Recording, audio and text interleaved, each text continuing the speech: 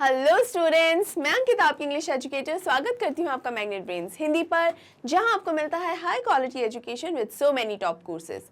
CBSE, UP, MP, Bihar, Delhi, Rajasthan board, class 6 से लेकर class 12 तक के सभी स्टूडेंट्स के लिए ये सभी कोर्सेज अवेलेबल हैं और वो भी एकदम फ्री ऑफ कॉस्ट। यानी स्टूडेंट्स आपको कुछ भी पे नहीं करना है इन कोर्सेज के लिए। इसी के साथ मैग्नेट ब्रेन्स इंग्लिश मीडियम पर भी केजी से लेकर क्लास 12 तक के सभी स्टूडेंट्स के लिए सीबीएसई बोर्ड अवेलेबल है और फिर से एकदम फ्री ऑफ कॉस्ट अवेलेबल है। यानी आपको कुछ भी पे नहीं करना है, यानी दोनों ही चैनल्स पे आपको फ्री एजुकेशन मिल रही है और वो भी स्टूडेंट्स इतनी अच्छी अपॉर्चुनिटी के साथ कि आपको कुछ पे नहीं करना है।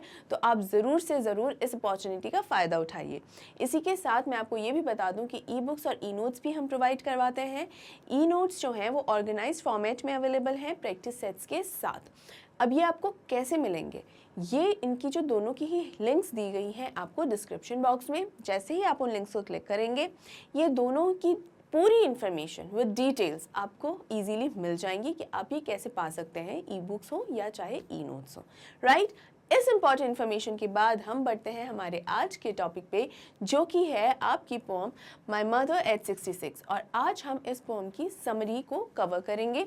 इसका डिटेल एक्सप्लेनेशन हम ऑलरेडी देख चुके हैं, राइट स्टूडेंट्स। तो चलिए जल्दी से इसे स्टार्ट करते हैं। सबसे पहले मैं बता दूं आपको कि इसे किसने लिखा है students.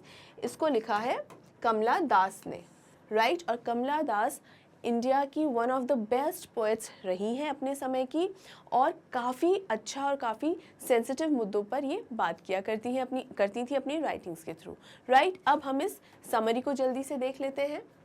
This is a touching poem written by Indian poet Kamla Das, who wrote under the pen name of Madhavi कुटी। माधवी कुटी इनका पेन नेम है। पेन नेम मैंने आपको एक्सप्लेनेशन में भी समझाया था। इसका मतलब होता है कि कोई भी नकली नाम लेकर अपना काम लिखना, यानी अपने नाम को सामने नहीं आने देना किसी भी कारण से। या तो ये हो सकता है कि मैं अपना नाम इसलिए नहीं देना चाहती हूँ क्योंकि मुझे पसंद नहीं है ज़्यादा पब्लिक अटेंशन, या मैं इनसिक्योर हूँ, नाम नहीं बताना चाहती हूँ, या अपना नाम सीक्रेट रखना चाहती हूँ। बहुत सारे कारण होते हैं कि जहाँ पे बहुत सारे ऐसे राइटर्स हैं जो अपने असली नाम से नहीं लिखते हैं किताब, ताकि उनकी जो लाइफ है, प्राइवेट लाइफ, प्राइवेट ही रहे, उसमें किसी की भी दखल अंदाजी नहीं हो, राइट। वो एक पेन नेम या एक नकली नाम चुन लेते हैं। ये नकली नाम इन राइटर्स की असली पहचान को छुपाने के लिए काम में आता है, राइट स्टूडेंट्स। और एक चीज़ और मैं बता दूं जो कि फिर से ज़रूरी है, हर दौर में इसका जो कारण है नाम छुपाने का वो बदलता रहता है।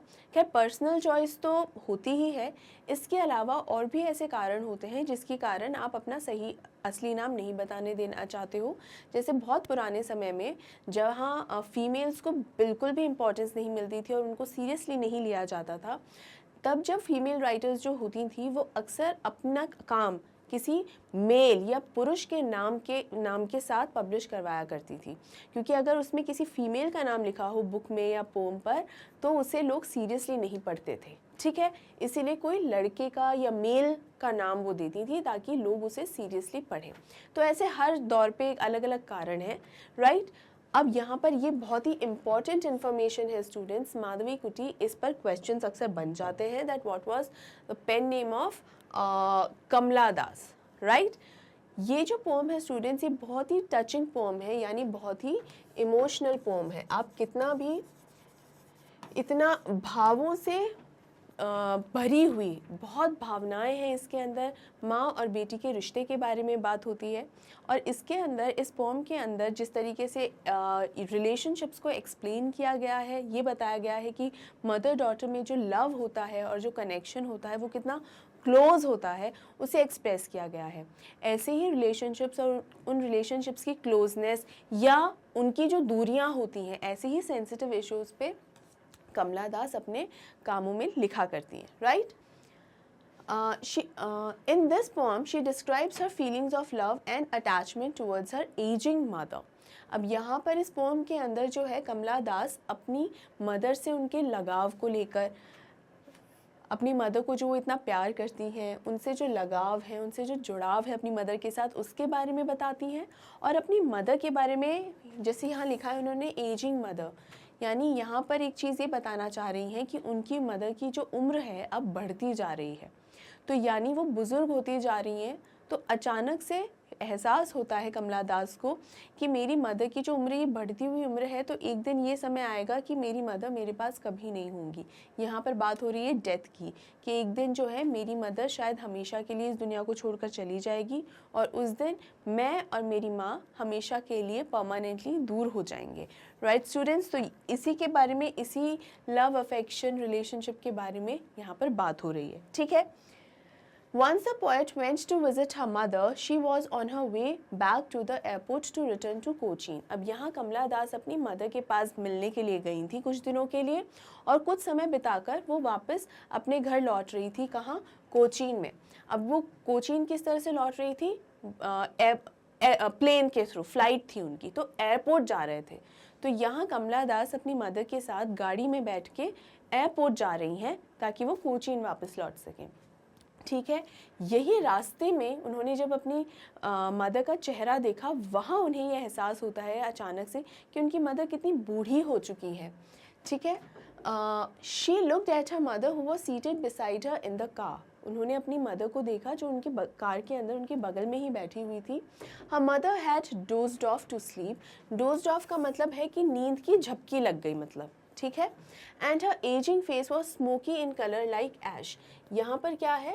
उनकी जो बढ़ती उम्र है, उनकी मदर जो है, कमला दास की मदर है, उनकी अब उम्र बढ़ती हुई है, ढलती उम्र है, अब बुजुर्ग होती जा रही हैं, और इसी वजह से उनका जो चेहरा है it was looking like smoky like ash. यानी यहाँ पर ये जो ऐश क्या होता है? राख होती है बेसिकली। क्या होता है स्टूडेंट्स? राख होती है।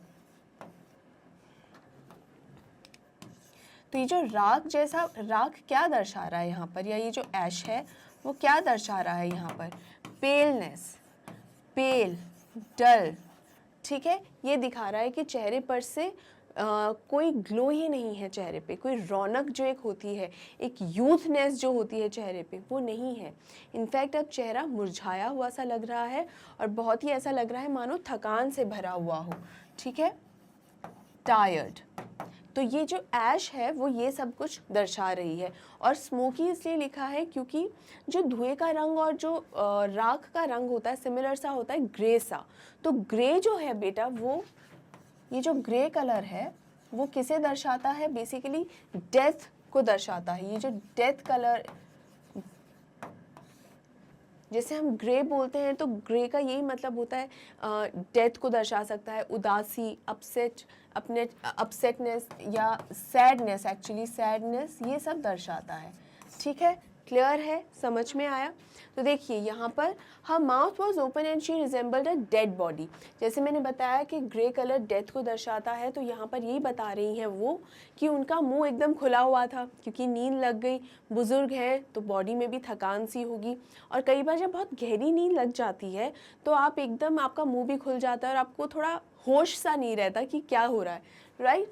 Her mouth was open and she resembled a dead body. बिल्कुल डेड बॉडी जैसी लग रही थी। The poet realized that her mother was old.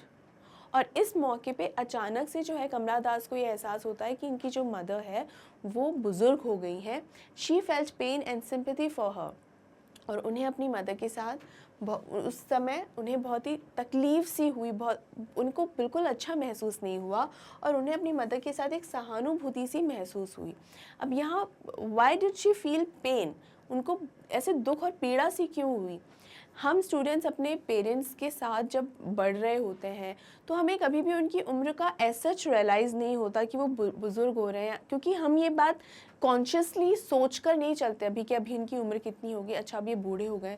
जब तक बहुत ही ज़्यादा बुढ़ापा ना आ जाए, बहुत ही अति में, तब तक हमको या किसी भी बच्चे को इस बात का एहसास अंदर से नहीं होता कि हाँ हमारे पेरेंट्स एक दिन हमें छोड़कर चले जाएंगे। हम कभी भी, कोई भी बच्चा इस चीज़ के लिए मेंटली प्रिपेयर नहीं होता। जिस मोमेंट में कमला दास को ये एहसास हुआ कि मेरी मदर अब इतनी बूढ़ी हो गई है और एक दिन वो मुझे हमेशा के लिए छोड़कर चली जाएगी, मानो उनकी डेथ हो जाएगी, ये मोमेंट किसी भी बच्चे को, चाहे उस बच्चे की उम्र कितनी भी हो, जैसे माँ बाप के लिए बच्चे बच्चे ही रहते हैं, वैसे बच्चे भी अपने आप को हमेशा माँ बाप के सामने बच्चे जैसा ही महसूस करते हैं कि तुम मेरे पेरेंट्स हो। तो यहाँ कमला दास को अचानक से ये महसूस हुआ कि उस दिन क्या होगा जिस दिन मेरी मदर रहेगी ही नहीं।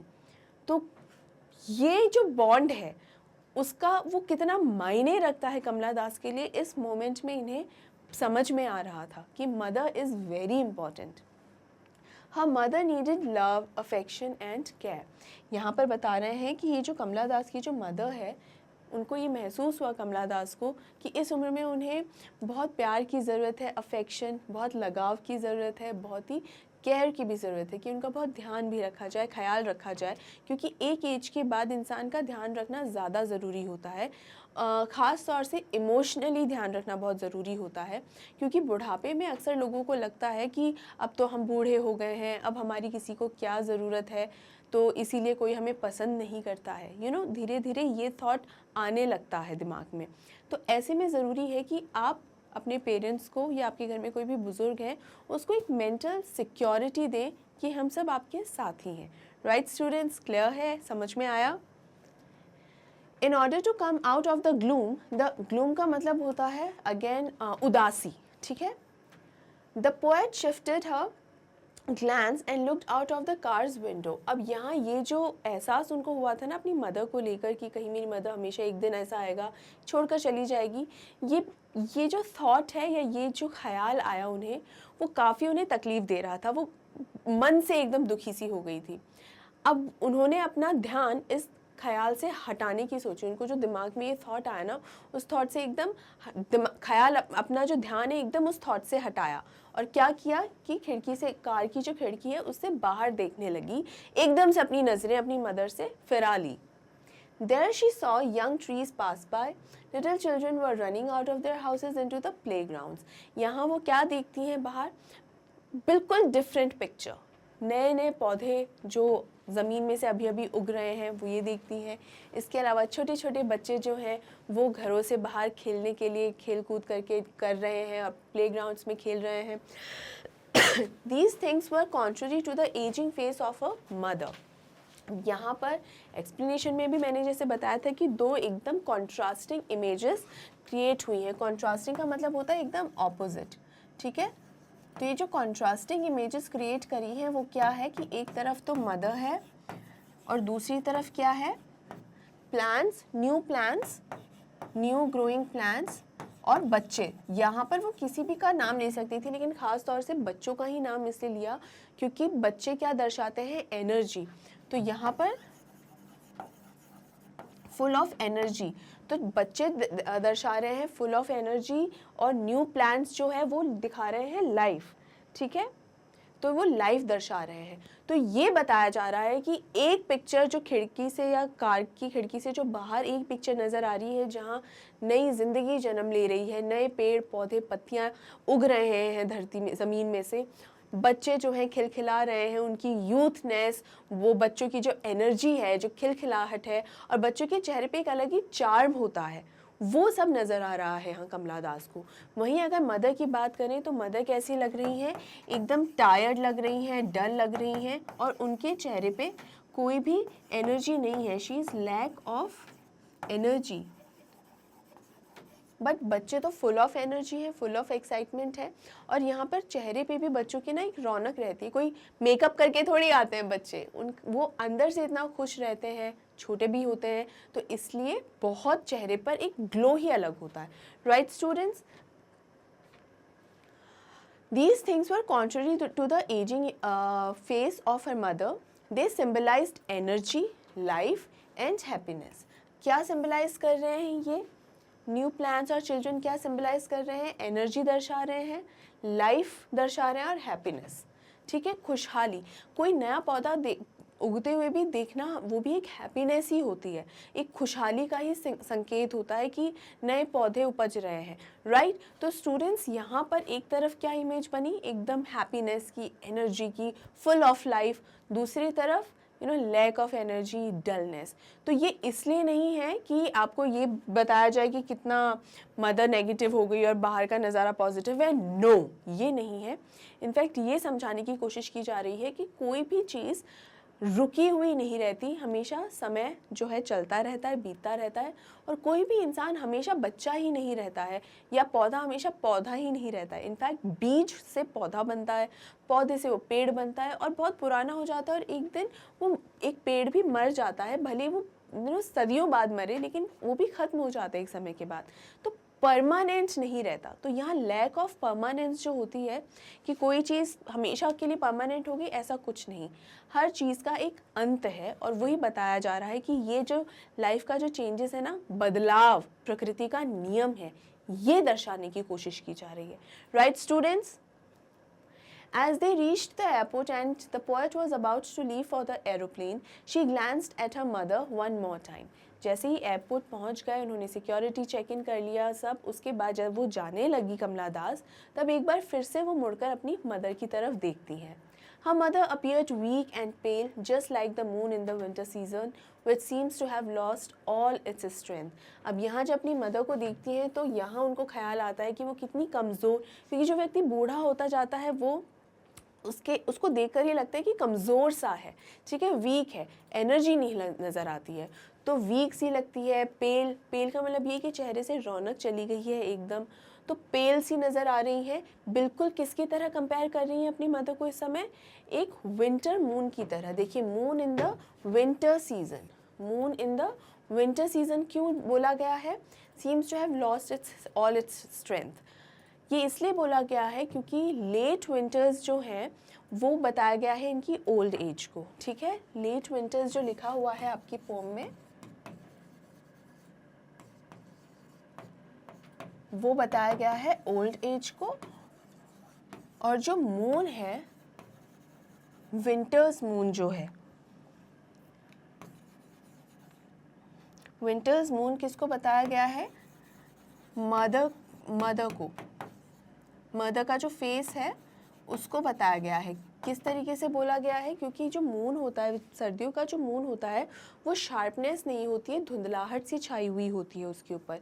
और यही जो हेजीनेस है, या यही जो एकदम फॉगी सा लुक होता है यहाँ पर, वो एक डलनेस शो करता है। तो यानी शाइन नहीं रही है, यानी एक पर्दा सा आ गया है चांद के ऊपर, कोहरे का सा पर्दा सा आ गया है, एक कोहरे की झलकी सी चादर सी है। उसी तरह मदर का भी जो फेस है वो डल है, मदर्स फेस, ठीक है। आया स्टूडेंट समझ में कि मदर के चेहरे की तरह है वो, तो एकदम डलनेस सा है, और चेहरों पे अब जैसे झुर्रियाँ सी आ गई हैं, तो वो एक एनर्जी नहीं नज़र आ रही, ठीक है। The poet felt the pain and fear of losing her mother. और इस टाइम पे फिर से जो पोएट है कमला दास, उनको अपनी मदर को खो देने का एक दर्द सा महसूस हुआ, और डर सा लगा कि कहीं अपनी मदर को मैं खो ना दूँ। She was reminded of her childhood when she used to fear losing her mother. यहाँ पर उन्हें अपने बचपन की याद आ गई, क्योंकि बचपन में भी कमला दास को अपनी मदर को खो देने का एक डर रहता था। ये हर एक बच्चे के साथ होता है स्टूडेंट्स, जितने भी बच्चे होते हैं ना, उनको हमेशा अपनी मदर से अलग किस्म का लगाव होता है। जितने छोटे बच्चे होंगे उतना ज़्यादा मदर से लगाव ज़्यादा होता है, क्योंकि हमेशा उनको ये रहता है कि मेरी मम्मी मेरे पास रहे। तो यहाँ बचपन में अपनी मदर को खो देने का मतलब डेथ से रिलेटेड नहीं है, ये है कि मेरी मम्मी कहीं गई है तो जल्दी वापस आ जाए, मेरे पास बस आ जाए और मेरे ही पास रहे, ये एक एटीट्यूड होता है, ठीक है। As a child, she could not bear to be separated from her mother even for a few moments. Now the loss would be permanent, as her mother was about to die and she would lose her forever. अब यहाँ क्या बात हो रही है students, कि बचपन की जो बात है उसमें तो है कि मदर थोड़ी देर के लिए कहीं जाती तो वापस आ जाती, तो मैं तो एक मोमेंट के लिए भी, जब बचपन में एक मोमेंट के लिए भी जहाँ मैं ये सह नहीं पाती थी कि मेरी मदर मुझसे दूर हो गई है, तो अब तो अगर मैं उनसे सेपरेट हो गई तो वो सेपरेशन तो परमानेंट होगा। यहाँ वो ये बताना चाह रही हैं कि बचपन में उनकी मदर कहीं जाती थी, थोड़ी देर के लिए, थोड़ी देर के बाद वापस आ जाती थी, तो वो थोड़ी देर का समय भी उनके लिए सहना बड़ा मुश्किल हो जाता था कमला दास के लिए, कि मम्मी कब वापस आएंगी, कब मैं उनसे बात करूँगी, जो भी है, कि बस बात नहीं भी करनी लेकिन तब भी मम्मी पास में बगल में बैठी हुई है, वो भी बहुत अच्छा लगता है ना। लेकिन अब जो सेपरेशन होगा, इसका मतलब है कि ऐसा नहीं कि आज या कल के हिसाब से वो कुछ कह रही हैं, वो ये कहना चाह रही हैं कि अब जब उनकी मदर जब इस दुनिया में नहीं रहेंगी, जब उनकी डेथ हो जाएगी, तो वो जो सेपरेशन होगा ना वो परमानेंट होगा, वो एक ऐसा सेपरेशन होगा कि जब वो चाहे कितना भी चाहे कमला दास, कितना भी इंतज़ार कर लें, लेकिन उनकी मदर जो है वो दोबारा नहीं लौट कर आएंगी बिल्कुल भी, चाहे वो कुछ भी कर लो। तो वो जो परमानेंट सेपरेशन का जो एहसास हो रहा है इस मोमेंट पे कमला दास को, वो काफ़ी पेनफुल है और इनके लिए वो सहना और उस चीज़ को एक्सेप्ट करना बहुत ही मुश्किल हो रहा है। The poet did not express her feelings. इतना मुश्किल होने के बावजूद भी यहाँ पर कमला दास ने अपना स्ट्रेंथ बनाए रखा, अपने इमोशंस पर कंट्रोल बनाए रखा, काबू रखा, और अदरवाइज़ हो सकता था आउट ऑफ इमोशंस वो रोने लग जाती, ठीक है, लेकिन उन्होंने ऐसा कुछ नहीं किया। इनफैक्ट उन्होंने अपनी उदासी भी अपने चेहरे पर नहीं आने दी, छुपा के रखी। She smiled and said, see you soon amma. और यहाँ पर वो क्या कहती हैं, वो हल्की सी मुस्कान लेकर अपनी मदर को बोलती हैं, फिर से मिलेंगे अम्मा, because she wanted that her mother should live and they could meet again. क्योंकि यहाँ पर उनकी ये दिली ख्वाहिश है और ये एक पूरा विश्वास के साथ वो ये बात बोलती हैं कि नहीं, मेरी मदर अभी भी सही रहेगी, अच्छी रहेगी और हम दोबारा फिर से मिलेंगे, राइट। यहाँ पे स्टूडेंट्स, अगर आपने एक्सप्लेनेशन पार्ट देखा है तो आपको बहुत अच्छे से पता होगा कि स्माइल वर्ड जो है वो 3 बार रिपीट हुआ है, ठीक है। स्माइल 3 बार रिपीट हुआ है। ये रेपिटेशन क्यों हुआ है, इसमें एक तो 2 कारण है। एक तो ये जो स्माइल है वो ये विश्वास दिलाती है कि नहीं, मेरी मम्मी से मैं, मतलब एक कि मैं वापस मिलूँगी उनसे, जैसे यहाँ पर लिखा गया है कि ये भरोसा और ये होप कि नहीं, मेरी मदर बिल्कुल ठीक रहेगी, मैं उनसे डेफिनेटली मिलूँगी। दूसरा, पॉजिटिविटी बनाए रखने के लिए भी कि नहीं, सब ठीक है, मेरी मदर को कुछ नहीं होगा, और अपनी मदर को खुशी खुशी बाय कहने के लिए भी वो ऐसा कर रही हैं। लेकिन उनकी जो स्ट्रेंथ है कमला दास की, वो इस चीज़ में है, इस होप में है कि मैं फिर से अपनी मदर से मिलूँगी और मेरी मदर से मेरा सेपरेशन जो है, जो परमानेंट सेपरेशन है, वो अभी नहीं होगा। राइट स्टूडेंट्स, आया अच्छे से समझ में, क्लियर है बिल्कुल बढ़िया से। तो यहाँ पर हमारी इस पोम की ये समरी जो है वो होती है ख़त्म। होपफुली आपको अच्छे से समझ में आई होगी, कहीं कोई डाउट नहीं रहा होगा, और अगर कहीं कोई भी डाउट रहता है तो आप कमेंट सेक्शन में लिखकर मुझसे पूछ सकते हैं। कैसा लगा ये वीडियो मुझे ज़रूर बताइएगा, लाइक कीजिएगा इस वीडियो को, ज़्यादा से ज़्यादा शेयर भी कीजिएगा ताकि बाकी स्टूडेंट्स तक भी ये पहुंच सके। इसी के साथ मैग्नेट ब्रेन्स हिंदी को भी अभी सब्सक्राइब कीजिए, क्योंकि यहाँ आपको मिल रहे हैं ये सभी के सभी टॉप कोर्सेज एकदम फ्री ऑफ कॉस्ट, क्लास 6 से लेकर क्लास 12 तक के सभी स्टूडेंट्स के लिए। इसी के साथ मैग्नेट ब्रेन्स इंग्लिश चैनल को भी सब्सक्राइब करना ना भूलें, क्योंकि वहाँ भी आपको KG से लेकर क्लास 12 तक के सभी स्टूडेंट्स के लिए मिल रहा है CBSE बोर्ड, अगेन एकदम फ्री ऑफ कॉस्ट। यानी दोनों ही चैनल्स पे हम आपको प्रोवाइड करवा रहे हैं फ्री एजुकेशन। तो इस अपॉर्चुनिटी का फ़ायदा ज़रूर से ज़रूर उठाइए स्टूडेंट्स। इसी के साथ साथ हम आपको ई-नोट्स और ई-बुक्स भी प्रोवाइड करवाते हैं, जिनके लिंक्स आपको दिए गए हैं डिस्क्रिप्शन बॉक्स में। जैसे ही इन लिंक्स पर आप क्लिक करेंगे, ई-नोट्स और ई-बुक्स की सारी जानकारी डिटेल में आपको मिल जाएगी कि ये आपको कैसे मिल सकते हैं, चाहे ई-नोट्स हो या ई-बुक्स हो। ई-नोट्स की एक छोटी सी जानकारी जो कि बहुत ज़रूरी है, मैं आपको अभी बता देती हूँ कि ये ऑर्गेनाइज्ड फॉर्मेट में होने के साथ साथ प्रैक्टिस सेट्स के साथ भी अवेलेबल है।